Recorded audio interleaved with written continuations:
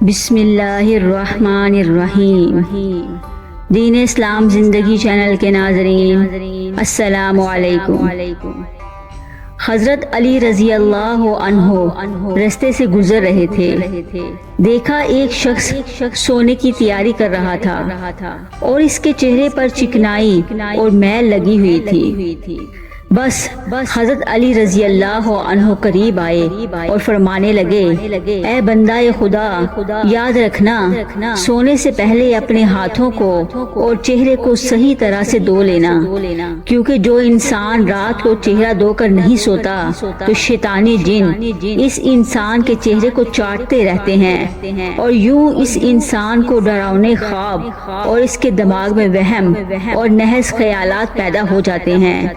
یاد رکھنا رات کو چہرہ دھو کر سونا مومن کی نشانی ہے، کیونکہ اس سے برکت کے فرشتے انسان کے آس پاس گھومتے رہتے ہیں اور اس انسان کی حفاظت کرتے ہیں، اور یوں انسان ذہنی دباؤ اور شیاطینی امراض سے اللہ کی پناہ میں رہتا ہے۔ اگر آپ کو ہماری آج کی ویڈیو اچھی لگے تو ہمارے چینل کو لائک کریں، سبسکرائب کریں اور زیادہ سے زیادہ شیئر کریں۔